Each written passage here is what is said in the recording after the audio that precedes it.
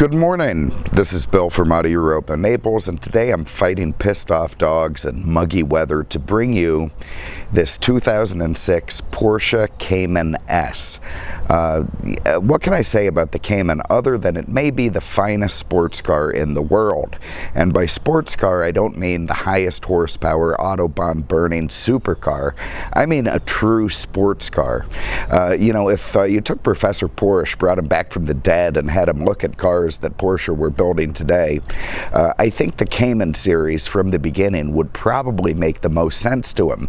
The 911 has become bigger, bloated, heavier. It's still a fantastic car, obviously, but it's not exactly what he had in mind. And that was incredible handling, lightweight, safety, nimbleness. God, listen to that thing. It is about 180 pounds and pissed off. And I hope it doesn't come this way. Anyway, what a great machine. Don't call it a Boxster. I know a lot of people say this is a Boxster with a tin roof. Excuse me. And I am one of them. It is a Boxster with a tin roof, but not exactly. Porsche did make it a little bit different from the Boxster, and with very good reason. Number one, it's a lot stiffer than the Boxster, which is an already stiff car. In fact, it's, depending on where you read it, about 150 or 200% stiffer than the Boxster while still maintaining a good ride. What that does is create incredibly competent handling. And secondary to that, it does share the Boxster's mid-engine platform. So all the weight of the car, with you driving it, is right dead in the middle, making this thing handle incredibly well. In fact, Porsche did have to maybe detune these cars a little bit to make sure that they wouldn't be faster than the 911. That way they weren't robbing any potential customers from that car. You can see everything absolutely gorgeous. At the back, you can kind of get a feeling that it's meant to emulate the 550 Spider from years gone by. Very, very attractive, long, swooping hatchback there.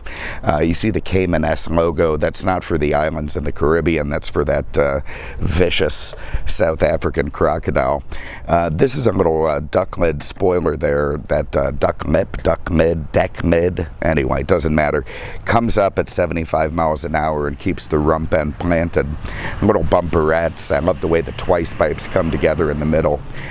Very, very attractive. Let's see what size these wheels are. Didn't look. Could be the optional ones.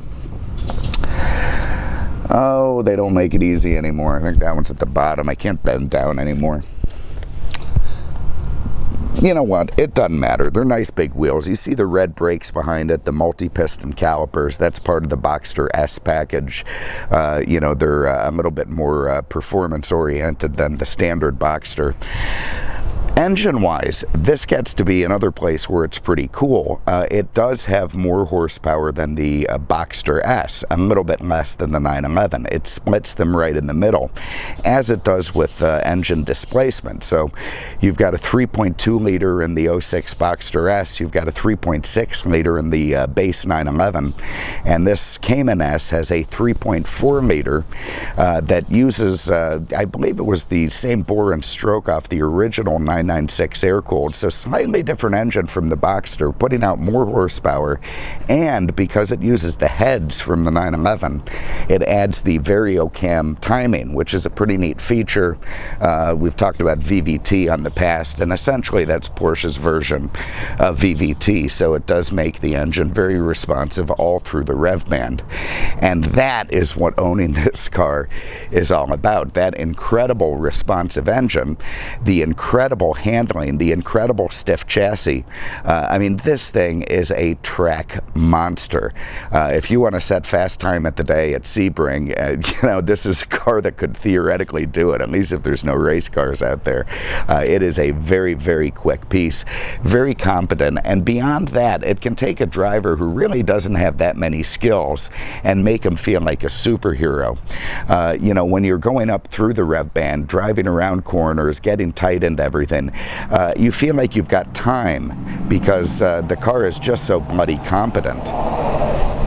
And that really helps you, keep it in the road. Anyway, let's start inside the, oh God, we're going to start inside the frunk. I really do hate that word. Okay, so Being a mid-engine car, it doesn't have instant access to the engine anywhere, which is a little bit weird, but it's fine.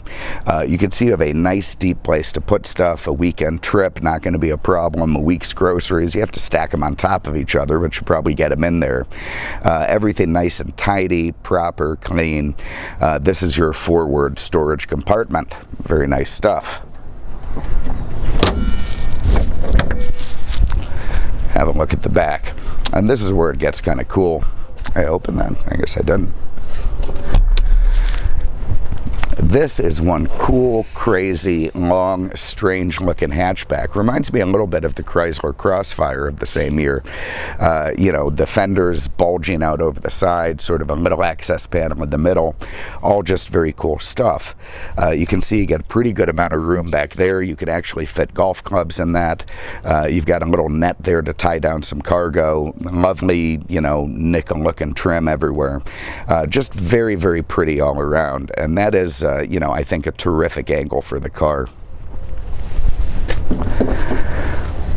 Now, one of the neat things about doing this video on the the Cayman, is that as we go around, there's just not going to be that much to point out. Reason being, this is a very simple and pure sports car. Its mission in life is to look good, which it does. You see that bubble roof? That's, yeah, some people don't love that, but I think it's cool. It does negate the possibility of having a sunroof, though. But anyway, its point in life is to look pretty cool, to be very, very well built, to be reliable, and to thrill the driver to absolute joy and rapture, and it accomplishes all those things very well.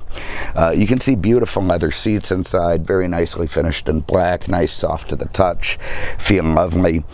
This one is equipped with the 5-speed Tiptronic gearbox, a manumatic gearbox. You know, a lot of guys like the manual shift. I do too. I think it's great, but sometimes the wives get involved, and you know, they say if you're going to buy the fun car, then you better damn well make it so they can drive it. So in that case, you may have to go with the Tiptronic. Also, when you live here in southern Florida and everything's laid out in a grid and flat as a pancake, you know, it's not like you're getting to shift gears through the Blue Ridge Mountains. Sometimes you just want to put it in D and sort of daydream your way into work, and that lets you do that. But of course, the paddle shifters on the wheel with the instant shifts do allow for very sporty shifting in the car. So it's a very nice balance between the two. Pretty expensive option as well. You can see a very nice, simple, lovely door panel. I like the jet thread take looking door pulls there. You've got side airbags, your windows. I don't think this thing. Oh yeah, you got a little map pocket there. Nice stuff. All right, let's hop in, get my seatbelt on, and we'll see what we got.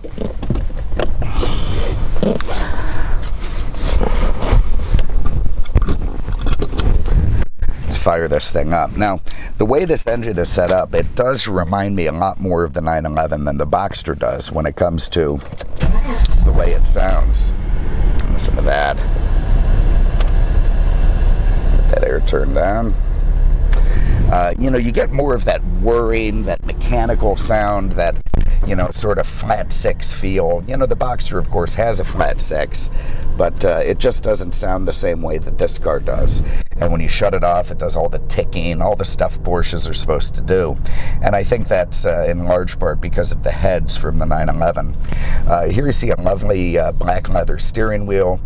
You've got 3 white face gauges facing you. The tach is the most important, 7,000 red line right in front of you. You got digital readouts beneath. There you see just 50,000 miles in this one-owner car. Beneath that, you've got, I don't know, we can go through different functions, I presume. Miles per gallon, distance to empty, that sort of thing. Yeah, okay, all very exciting. Aero is the radio station we've got it on. Let's see what they're playing.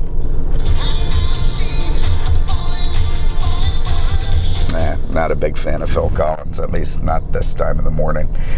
You got a clock over on the other side. You see that little red dot underneath the temperature there? That is your Tiptronic. So let's say I put that in gear. Now I'm in drive, and it shows me in position 1. If I move the shifter over to the left, you can see I'm now in manual, and it runs me up to 2 because it wants you to leave in second gear for smoothness. Well, you click this guy, you're right back down to 1. Now as you drive, you can bang your way through the gears using the flippity flips here on the steering wheel, so pretty cool stuff. You know, usually when I drive these cars, manual or automatic with the camera, it becomes a pain in the rump. Well, it sure isn't going to be in this car. All right, very nicely laid out dashboard. I like the little, you know, triangular thing on the top. The vents are fine. In-dash CD, in-dash AM, FM, all very irrelevant because you're going to be more worried about the lovely music coming from behind you rather than what's up here. Automatic climate control. This will raise and lower the rear spoiler manually. PSM, Porsche Stability Management. That's traction control. If you want to have a little bit more fun, you can turn that off.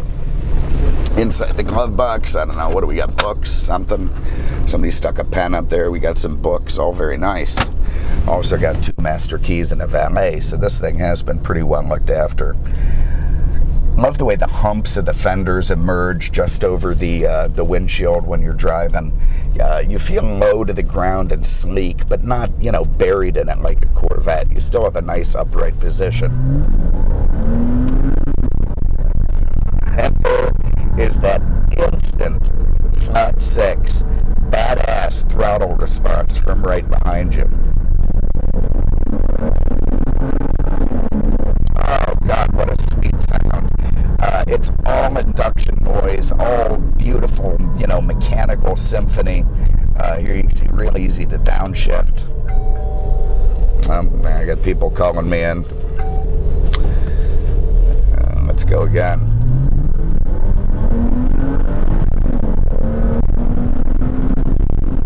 Okay, there it is. Going back over to drive. Let's let it just do its own thing. You can feel there's a real stiffness there going over those manhole covers. Man, I cannot tell you how much fun this car is to drive. I mean, if you're looking for something to really throw yourself on the way to work, this is the way to do it. Again, I would very much put it in the running as certainly one of the finest sports cars ever built. Power to weight, chassis stiffness, handling, mid-engine setup, you know, obviously the Porsche nameplate, a fantastic horizontally opposed motor. This is a terrific car. And I'll tell you, it's going to become collectible. You know, it's very reminiscent to me of the 550 Spider, a little bit like the early 70s 911S's. You know, this is what having a Porsche is all about. And I think this is one that's worth putting in the garage, having fun with, driving around, and, you know, watching it go up in value as time goes by. This is going to be a very desirable car. So anyway, there it is. If you have an interest, give us a call. Let's get that defrost on for a minute. If you have an interest, give us a call, 239